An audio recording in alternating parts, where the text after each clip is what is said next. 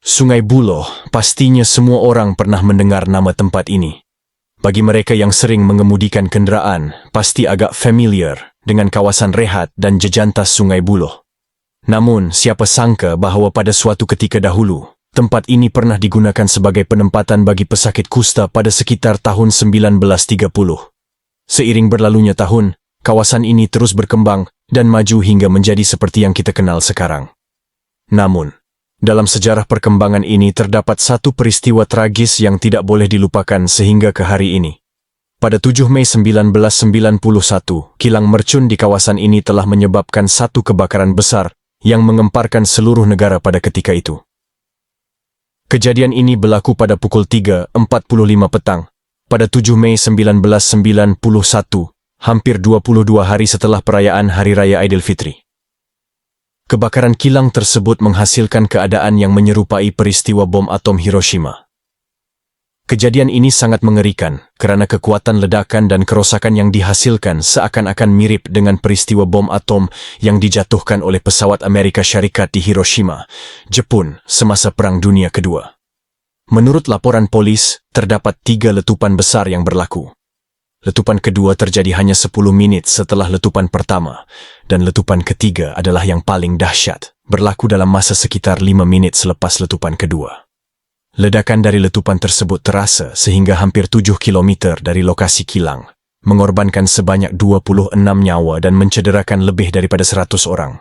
Selain itu, letupan ini juga merosakkan sebanyak 200 kediaman penduduk di sekitar kilang tersebut, dan memecahkan tingkap-tingkap rumah di kawasan Seri Menjalara dan Selayang.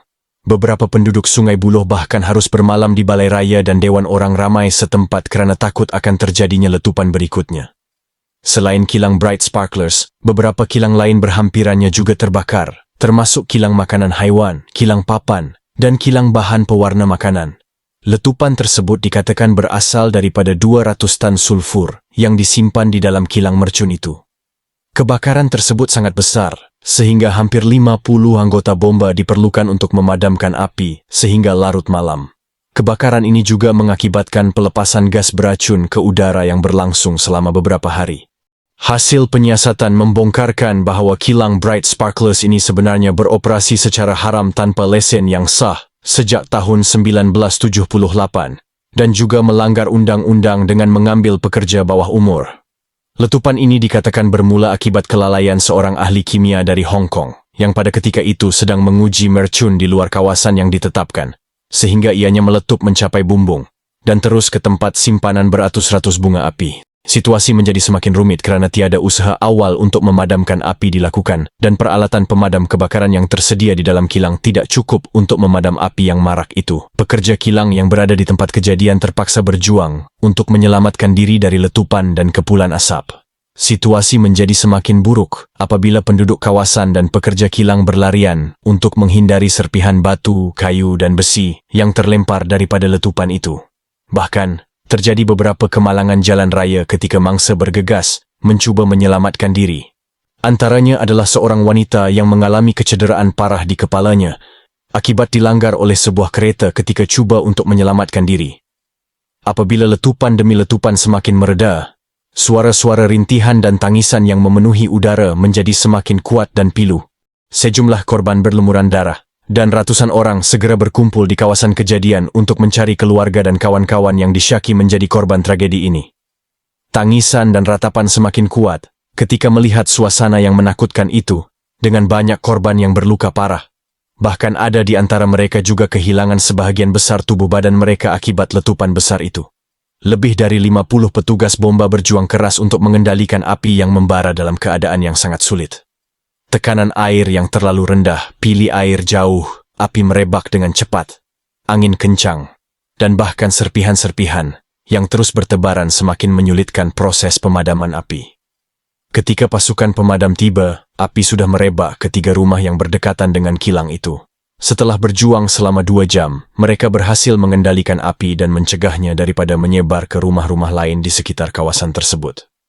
Sebanyak 9 ambulans dari Hospital Kuala Lumpur, HKL, dan 5 dari Hospital Sungai Buloh berulang-alik mengangkut mangsa parah yang mengalami luka serius untuk mendapatkan rawatan.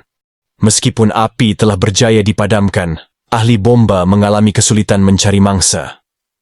Mereka bimbang letupan akan berulang kembali kerana masih ada 3 gudang penyimpanan bahan peledak di bawah tanah. Di kilang tersebut, 2 di antaranya sudah meletup dan telah membentuk kawah dengan kedalaman sekitar 6 meter. Ahli bomba dan pasukan penyelamat terus memantau situasi di kawasan kilang sehingga malam hari. Pada sekitar pukul 2.30 pagi, api kembali menyala di beberapa bahagian kilang dan petugas pemadam kebakaran bekerja keras untuk memadamkannya. Namun, sehingga pukul 5 pagi, tidak ada letupan lain yang terjadi. Sebanyak 26 orang maut dan 103 orang mengalami kecederaan parah dalam tragedi ini, manakala selebihnya rentung sehingga jasad menjadi abu dan tidak boleh dikenal pasti. Sebanyak 46 buah rumah musnah terus dan 149 lainnya mengalami kerosakan akibat kesan letupan tersebut. Berikutan insiden ini, 2 anak syarikat Bright Sparklers yang beroperasi di Rawang dan Hulu Langat telah diarahkan untuk ditutup. Setelah tragedi ini, kilang-kilang bunga api di seluruh Malaysia diarahkan untuk ditutup akibat pengharaman bunga api.